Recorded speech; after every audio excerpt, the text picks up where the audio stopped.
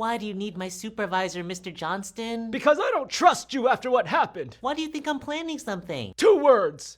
Pearl Harbor. Pearl Harbor? That was a cowardly move and you know it. Mr. Johnson, I told you, I'm Vietnamese, not Japanese. They're 2 different countries. Oh no, it's too late for apologies now. I'm not apologizing for anything. I'm 35. Pearl Harbor happened in 1941. Oh, here come the excuses.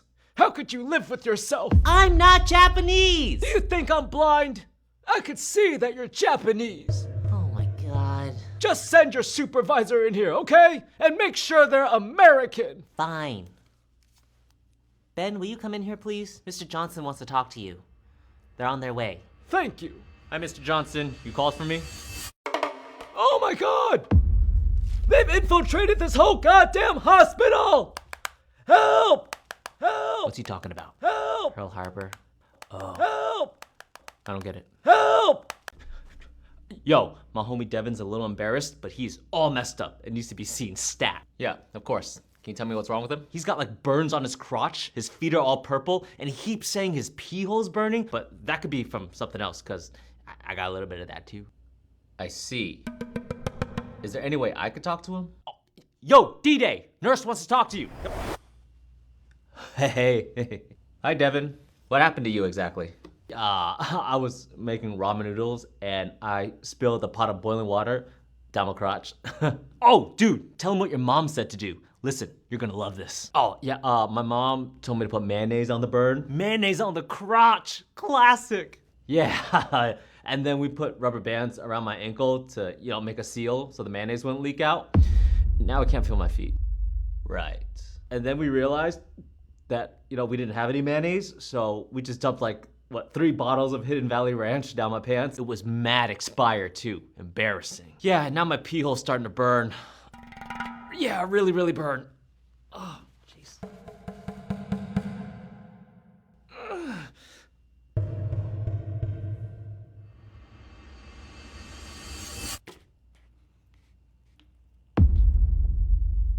I'm also really drunk. Yeah, I got that. Okay, ma'am, is there anything else I can get you? Do you have any tea? Of course, what temp? Extra hot, please. Sizzling. So yesterday, one of the doctors got caught making out with one of the travel nurses in the pediatric supply room. And they're both married. Oh my God. I know. Got another 4th of July victim for you. What happened this time? 34-year-old male, no eyebrows, missing a couple fingers, possible concussion, broken ribs, and a series of bite marks. Oh my gosh, was he hit by a car? No, he was hosting a barbecue. How does hosting a barbecue do all of that? So it starts at the grill. Burgers are taking too long, guests are getting hangry, and our guy runs out of lighter fluid. So I improvised. He improvised with a half gallon of gasoline. Burned eyebrows? Fireball about 8 feet tall. Took out the patio umbrella too. Burgers were perfect though. The burgers were on fire. Everything was on fire. So now he's embarrassed, decides to try to win the crowd back by starting the fireworks early. With no eyebrows? With no eyebrows. He's got this big professional grade mortar. Lights it up, but nothing happens. A dud. It happens. So he waits a respectful 4 seconds before walking over to pick it up to take a look. He picked it up? Held it up to his face like a coconut he was checking for ripeness. I had 10 of these this morning. That's where the fingers went. Don't worry, we recovered most of them. Some of them.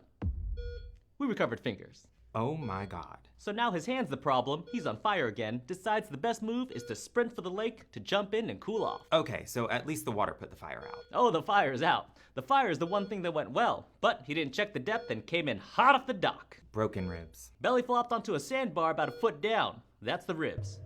And probably the concussion. Stuck the landing. When he surfaced, he came up directly underneath a goose. A goose? A nesting goose on the lake. Came up right under her, and she took it extremely personally. She started it. Oh. Bite marks are from a goose? Yeah, took us and 3 other guests to get him out the water. Eyebrows, fingers, ribs, concussion, and a goose attack. On the 4th of July. Happy 4th of July. Oh, here. Got another Pride Parade victim for you. What happened this time? Well, we got broken toes, bruised jaw, possible lead poisoning, a dangerous amount of confetti in lungs, and a lot of alcohol. And mono. He also wants to be tested for mono. Why don't you just start from the beginning? So the patient was supposed to meet up at the parade with his boyfriend, John, right? But John was being super flaky and not answering his texts. Super flaky. So the patient went to the bar to get some drinks. A lot of drinks. A lot of alcohol. Got it. Exactly. So he's hammered, pissed at John for ignoring him, and ends up partying with a bunch of elderly drag queens who do his makeup for him. Oh, how fun. Yeah, but the makeup's like 60 years old, and the queens told him it most likely contains lead. Wait, we should really take that off. Then the patient and the drag queen started doing karaoke at the bar, but when he gets on stage, guess who he sees in the back? Don't say it's John. Oh, it's John. And he was on his phone. So he could have replied to the text the whole time. Mm-hmm, and guess what else? What? He was with another guy. So the patient's like, oh, hell no. And he runs over to confront John, but John goes and blames the patient. That's gaslighting. That's not right. Thank you. So the patient gets angry, turns and kisses the guy standing next to him. You know, to make John jealous. Mono test. But the guy had a boyfriend with him who punched the patient in the face. Bruised jaw. Got it. Finally, the patient runs to the street, drunk, dizzy, embarrassed, and collides right with a parade float that was passing by. Broken toes? Mm-hmm. Thing stops right on his feet, and while the patient was stuck, John, upset that he was kissing another guy, grabs a confetti cannon and fires it right in the patient's face. Ah, confetti and lungs. That, and also heartbreak. Oh man. Are you okay? Are you kidding? Best pride ever. Woohoo! I can't wait for next year. Oh. 22-year-old male, 3 puncture wounds to the leg, lacerations across the back, 2 gunshot wounds to the right arm, 3 broken ribs, fractured femur, internal bleeding, and a whole lot of bruising everywhere. Oh my gosh, was he hit by a train? No, he was just on patrol. How does one patrol do all of that to a person? So it starts small. Guy snatches a purse downtown, our patient drops in, handles it no problem. He should have gone home right there. The night was young. So while he's tying the guy up, a fella named Scorpion comes down off the roof. Who's Scorpion? Venomous, big barb on the tail, hits him 3 times on the leg before he even turns around. Puncture wounds to the legs? Correct. Now at this point, a reasonable person goes to a hospital. Had him on the ropes. He did not have him on the ropes. Chased him 4 blocks before Scorpion raked him across the back on the way out a window. And there's the lacerations. Our patient then ducks into an alley to patch himself up. Unfortunately, that alley already had somebody in it. Please tell me it was a nurse. It was Frank. Who's Frank? The Punisher. His name is the Punisher? Yep, put 2 rounds through the patient's arm, through and through. And there's the gunshots. Our patient finally decides to go home, which unfortunately for him means swinging with 1 working arm. Oh no. He gets about a block and a half before the arm gives out mid-swing and he comes down on a rooftop. So the falls, the ribs, and the femur? You'd think, but he stuck the landing clean. It was a good landing. Then what broke him? What he landed on. There was a very large individual asleep on that roof. The Hulk. The Hulk? An angry Hulk. That's your ribs, your femur, internal bleeding, and most of the bruising. Thank you both, really, but if I could just get some pain meds, I'll be on my way. Sir, you have a fractured femur. I heal pretty fast. He is a superhero. Okay, fine. But before you go anywhere, I'm gonna have to run your insurance. Insurance? I found an ID in the lining of your suit under the name Peter Park. Park? You're Korean? Okay, what do we got this time? 87-year-old woman, broken wrist, bruised jaw, and a black eye. Oh my gosh, that's horrible. Oh, do not feel sorry for her. She is not the victim here. How is she not the victim? Well, apparently some kids were playing on the streets when she came out and started screaming some very inappropriate things to them. They should not be in this country. Ooh, she's racist. Kind of. The family was Irish. Anyways, she's really mean. I hate the Irish. See what I'm saying? Anyways, the kids started teasing her, so she grabbed one and started spanking him. Oh my god. Then the kid's dad came out and started yelling at her for hitting his kid, so she started spanking him for some reason. That's how she broke her wrist. Yeah, she spanked that dad pretty hard. Anyways, that's when the dad's mom, who's also 87, came out, and things escalated from there. That pig Gretchen was always jealous of my chili recipe. The grandmother's name was Gretchen. Anyways, Gretchen and the patient got into a pretty gruesome fight, exchanging blows back and forth, leading to the black eye. Oh yeah, Gretchen's got hands. I want a rematch. She's not here, Miss Stevens. You lost. Let it go. Anyways, I guess the patient started clawing and scratching Gretchen pretty violently, which led to Gretchen landing a final blow on the patient, knocking her out. And there's the bruised jaw. Yep. Hey guys, sorry to bother you, but we got an old lady out here who's covered in scratch marks. Apparently she got into some sort of street fight. Oh no. I knew it! It's Gretchen! Let me at her! I'm gonna kick her ass! Security! I'm so sorry for the wait, ma'am. How can I help you? I have been waiting here for over 3 hours. Does anyone even work here? Yes, we're just a little busy with... Hey, you said you'd be back with water for my mom. I'm so sorry, sir. I'll be right there. What about me? But not before you, ma'am. Hello? Hey, labs came back for your patient in room 5. It's not good. Oh, shoot. Okay, I'll be right there. Where is the doctor? He's running a little behind right now. Hey! I need to pee! No, Mr. Rogers, I need you to stay in bed. I'd like to speak to your manager, please. No, please. I'm here. I promise. No more interruptions. What brought you into the ER today, ma'am? I have a rash from this new lotion I've been using. It's itchy. That's it? Yes? Why didn't you just go to your primary care doctor? Because their next appointment is 6 weeks out. And you're complaining about waiting 3 hours? Hey, I got a really bad headache. Can you help me? Oh my God, sir, are you okay? Hey, you said no more interruption. This man has a knife in his head. I was here first. You just need some over-the-counter hydrocortisone cream. You don't even need to be here. Well, how was I supposed to know that? There's gotta be a better way. Okay, ma'am, before we give you the blood transfusion, we just gotta make sure you're aware of all the possible risks and side effects. Sure. Possible side effects include fever, chills, general discomfort such as headache and nausea, itching, hives, swelling, transfusion-related acute lung injury, circulatory overload, anaphylactic shock, hepatitis, the feeling of impending doom, cardiac arrest, the contraction of the HIV virus, and in extremely rare cases, death. Any questions? Yes, I didn't hear you list the possibility of receiving vaccinated blood. I'm sorry, what? Well, I'm unvaccinated, and I want to make sure the blood you give me is also from an unvaccinated person. Ma'am, I have no idea. That's not something we check for. Then what do you check for? We know it's your blood type. So what happens if I accidentally get vaccinated blood? You'll finally be protected from previously obscure diseases and illnesses. Excuse me? Look, ma'am, I don't know if it's vaccinated or not, but what I do know is that not getting this blood is much more dangerous than getting vaccinated blood. Fine, I'll take the blood. Great. Just one more question. Yes. Is the blood at least vegan? Yes, please sign. Okay, ma'am, any medications? Yeah, I'm on a tiny lull for my headaches. You mean Tylenol? That's what I said. Tiny lull. Great. Anything else? I'm on spirulactone aid for my skin. Lactone aid? Yeah, you know, like Powerade, Gatorade, spirulactone aid. Spironolactone? Slay, yay, that's the one. Anything else? My therapist put me on sertrolling. Sertrolling. As in a knight who's trolling people? That's literally the vibe, though. Sertraline? Ooh, it's giving clinical. It is clinical. It's a prescription. You're kind of mean. I'm kind of accurate. Whatever. Okay, ma'am, any medications? I recently got off a cool taint for my skin. A cool taint? Yeah, it's giving DJ. It's giving rave. It's giving Accutane. Slay, yay, that one. Anything else? I'm taking Vibivance for my ADHD. You mean Vyvanse? No, Vibivance. He's a guy. He's a vibe. He gets me locked in. Vyvanse is not a guy. Vibivance is my Roman Empire. Please stop. Anything else? I'm on birthday control. Birthday control? Mm-hmm.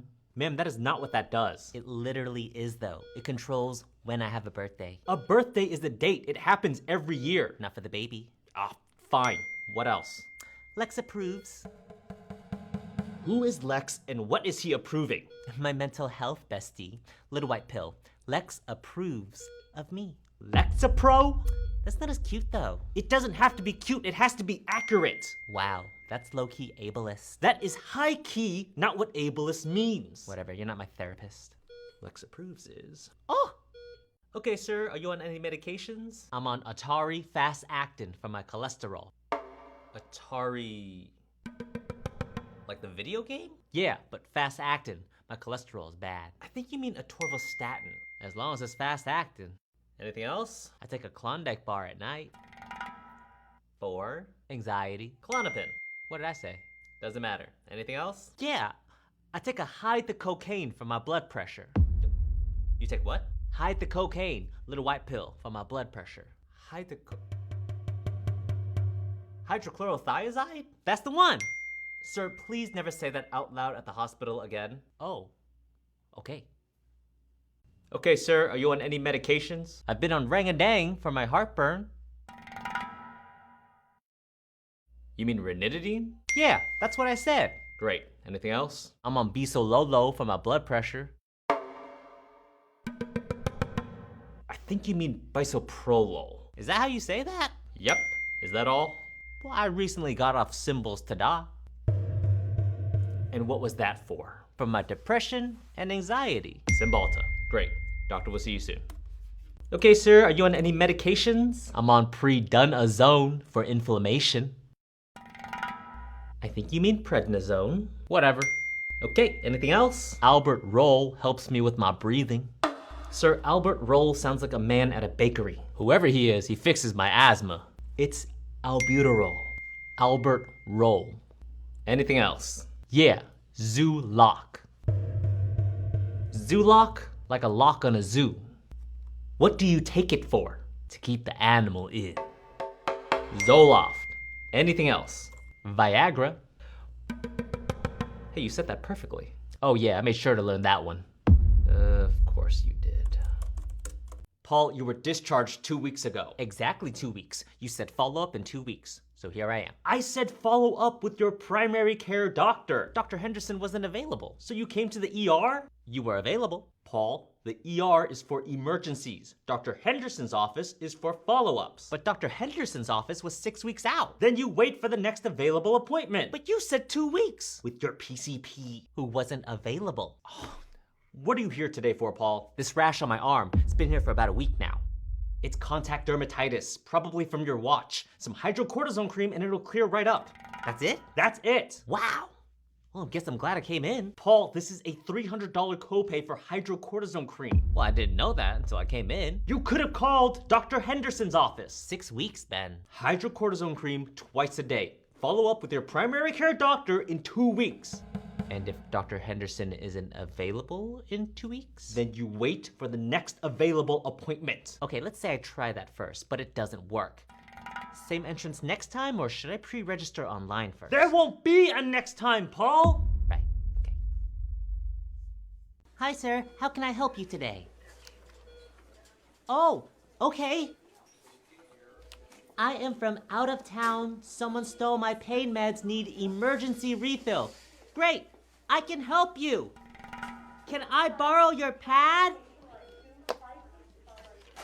I can help you. Just need ID and prescription first. Devin Booker, 15 milligrams oxycodone. Okay, no problem. Just need to get your blood pressure first. Yeah? So you doing anything fun while you're in town? Oh yeah, me and my buddies are going fly fishing tomorrow. Oh, that sounds fun.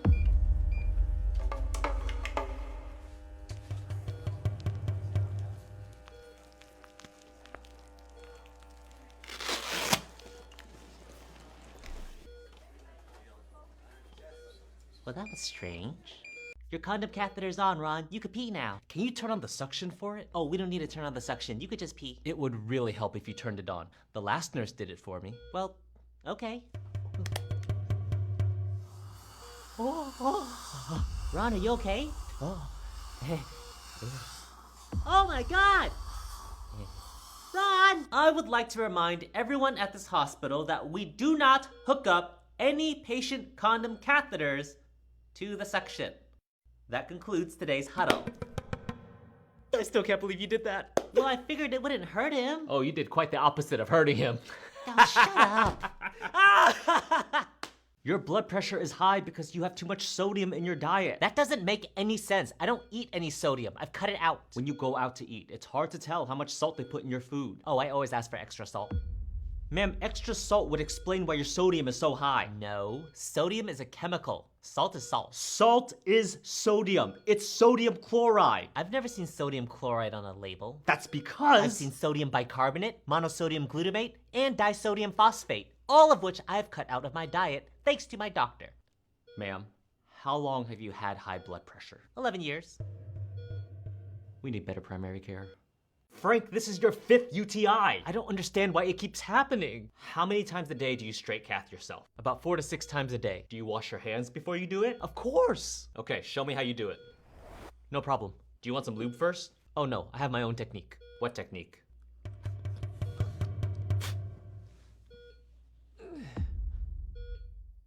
There, it's in. I think I know how we're gonna stop your UTIs. Really? How? Lube! Oh, quick! I need help! As you can see, I've been in a horrible ice pick accident, and I need to see a doctor right away. Oh my God! Okay, 1 second. Okay, great, thanks. Is there anything else we should know? Yes, I don't feel safe, and I desperately need a room near a police officer, if possible. What? I also have a phobia of heights, so I'll need a room somewhere on the first 3 floors, but not the 3rd, and preferably not the 1st floor either. So you want a room near a cop on the 2nd floor? Yes. if that's possible, or whatever. Sir, are you really here for an ice pick accident? Okay, fine, you caught me. My wife's upstairs in police custody, and they won't let me see her. What? All she did was rob a little gas station, and now they're treating her like Pablo Escobar. It's not fair. So you faked getting attacked with an ice pick so you could see your wife? Yeah, romantic, right? No, sir! What were you gonna do when we found out this injury was fake? Oh, this injury is real. That's not a prosthetic? Oh, no. I really stabbed myself with an ice pick, and I think I hit bone. Oh my god! Doctor! Tell him about the second floor. No! Your vitals all look good. The doctor will be in soon to examine your rash. Do you know what it is yet? HIV? HPV?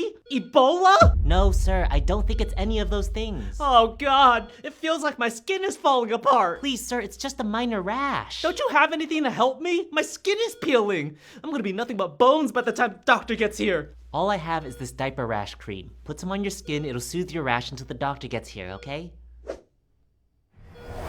Hello, Mr. Richards. I see here you have a minor... Ah!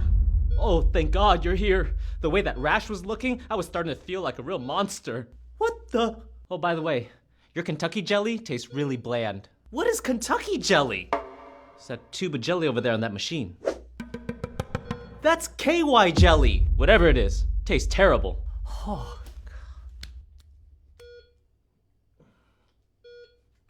Hey, Austin, patient in room 4 is an amputee and I need help moving his fake leg. It's crazy heavy. No problem, boss. Great, but don't get too close to this guy. He really likes male nurses. Wow, Austin. Didn't peg you for the strong type. Thank you, but it's more about the grip than anything. Oh, I could tell you have a nice, strong grip. Well, thank God I do. What's this thing made of anyway? Steel. Welded it myself. Whoa, no way. That's so cool. Oh, yeah? Why? You like people who work with their hands? Well, I used to knit with my grandma, but it's nothing compared to a giant, heavy leg. Well, I'm a giant, heavy leg kind of guy. Wait, what does that mean? Well, my first leg is pretty heavy. My second leg is even heavier. But my third leg? All right, that's enough. I don't get it. Oh! Can somebody please get me more blood? Austin, you got a phone call. Oh, thank goodness. Hello, ICU? I'm calling to give a report. Go ahead. The patient's a 44-year-old male trauma arrest came in with an open fracture at the... How's his skin? What? His skin. How's his skin? Well, I can see the bone from his open fracture. It's... No. On his back. Does he have any bed sores? I didn't get a chance to see his back. Skin is part of the basic nursing assessment. I'll bet you didn't even do a Braden. Who's Braden? Ugh. Go check and tell me what you find. I'll wait. Hey, Ben, can you help me turn my trauma patient? I need to check his skin. The pulseless guy with an open fracture? Yeah, I need to check his skin. You're giving a report to ICU, aren't you? Yeah. Let me handle this. Hello, ICU. This is Ben. Hello, Benjamin. The patient's too unstable to turn at this time. So you're sending me an unstable patient? Well, shouldn't critical patients go to critical care? What's his history? He's a John Doe. Family? Again, John Doe. Fine. Give me the report. Trauma arrest, too unstable for OR, intubation, on double pressors, and sedation. I see his potassium is at 3.5. I'll need you to replace it. You and I both know you already have a bag of potassium with you because you've spent the last 30 minutes looking at his chart and you know more about this patient than I could ever tell you. Don't you? Fine, we'll see you in 5. And that's how you give a report to the ICU. Wow, that was awesome. Thanks, Ben. No problem. You got something on your face. Hey, do you have a pen I can borrow? I can't find mine. We can't find any either. They all disappeared. In the whole hospital? Well, not the whole hospital. What, you think I stole your pens? I'm just saying, it's a bit weird. You're the only one left on this floor with pens. Where are the pens, doctor? Huh? What are you hiding? Well, come on, this is crazy. Oh, tell you what, I need help changing a patient in room 4. Do that and I'll buy everyone all the pens they could ever need. But be careful, she's a bit strange. Hi, Miss Johnson. I'm here to change you real quick. Change me? You mean like down there? Yep, just normal changing. Should only take a minute. Oh, no thank you. Since you're unable to go to the bathroom yourself, I have to. I don't need it! Miss Johnson, please, I could smell the room. It'll only take a minute. Okay, fine. Mrs. Johnson! I can explain! What? You're the one who stole all the pens? I have a problem. Why would you hide them in your vagina? Because I didn't think anybody would look in there. Yeah. Is this it, or is there more somewhere? Well, you didn't happen to see a red pen down there, did you? No, but I don't know how I would have missed it. Well, here's the thing. I may be a klepto, but I'm very organized. Oh, no, don't tell me it's... I'll flip around. Oh.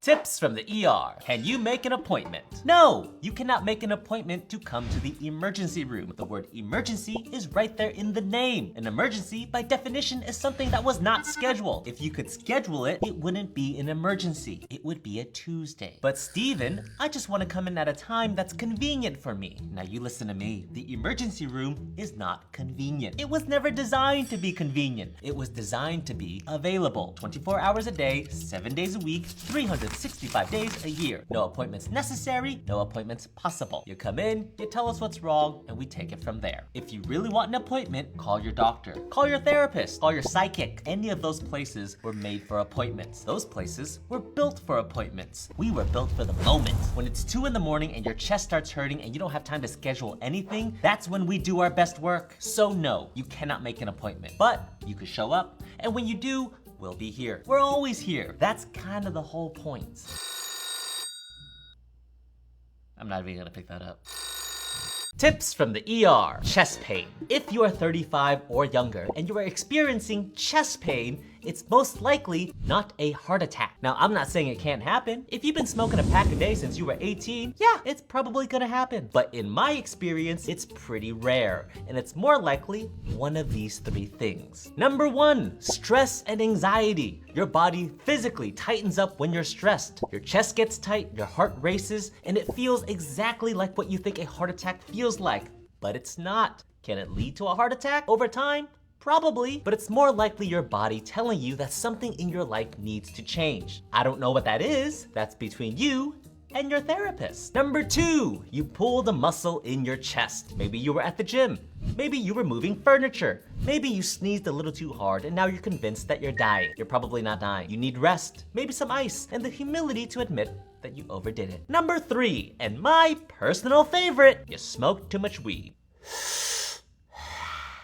I'm not judging you, but your heart is racing, your chest is tight, and everything feels very wrong and very urgent, but it's not. Breathe, drink some juice, get a snack, call your mom. You're gonna be fine. You're just not gonna be fine for a little while, and that is entirely your fault. Now, if you are over 35, closer to 40 and above, different conversation. Chest pain, shortness of breath, pain radiating down your left arm. You come in immediately. And women, your symptoms may look completely different. Nausea, jaw pain, back pain, abdominal pain, extreme fatigue. None of that sounds like a heart attack, which is exactly why women wait too long to come in. Don't. If something feels wrong, get your ass to the ER. Tips from the ER. Code pink. If you've already been to the ER for the last 5 hours getting your finger sewn up because you had a little accident with the kitchen knife, be prepared to be here a little longer. If there's a code pink, we're locking this place down. No one's leaving because there's a baby missing. That's right, we couldn't get the slime off of it fast enough before somebody decided your baby was too cute not to take home. Code pink means someone stole a baby or the nurse accidentally gave it to the wrong mother. Either way, we can't find them, and we're blaming everybody until the little poop monster shows back up,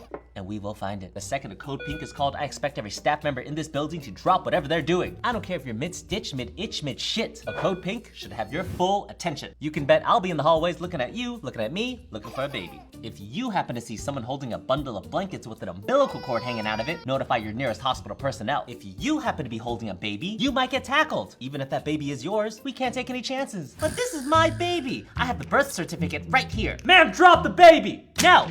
Code pink! Tips from the ER. Code red. If you hear code red over the loudspeakers of a hospital, it means somewhere in this building there's a fire. So run! I'm kidding. When there's a code red, you'll notice all healthcare workers trying to close every door in the building. It may feel like they're trying to trap you in to burn, but it's actually to prevent the fire from spreading too quickly. We want to contain any and all fires to one place to buy us time. Because half the people in this building can't just get up and walk out. They're on ventilators. They're mid-surgery. They're sedated. They're hooked up to machines that are keeping them alive. So when code red is called, we contain. We stay to help protect the people who can't protect themselves. If you are someone who is capable of walking, you may be asked to evacuate, but more likely than not, it's probably just a drill. The hospital runs a lot of code red drills, to the point where I've become completely numb to the blaring sounds of a fire alarm. I can't remember the last time I stopped working to take one seriously. Steven, should we evacuate? Nah, it's probably just a drill. Are you sure? We should probably head towards the doors. Code red! Tips from the ER, HIPAA, the Health Insurance Portability and Accountability Act, also known as HIPAA. HIPAA is a law that protects your private medical information from being shared with people who don't need to know it. If you come into the ER with a new STD because you've been a naughty boy and your partner calls us to ask about it, we can't tell them a damn thing because of HIPAA. The only people who will know are you, me, your medical team, and anyone else who happens to be in the break room while I'm talking about it. So it's not a perfect system, but legally, you are covered. Now, if your loved one was in an accident and you call the ER to check on them, we can't tell you anything because we have no idea if you are who you say you are. You could be their spouse, you could be their ex, you could be the person who caused the accident and is coming back to finish the job. We don't know. We might tell you whether or not they're dying, but that's all you're gonna get.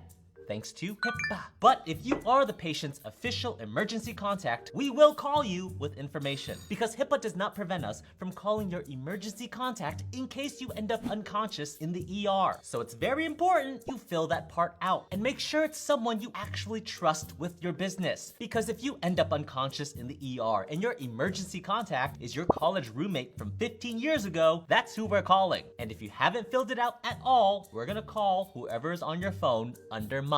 You're welcome. It's empty.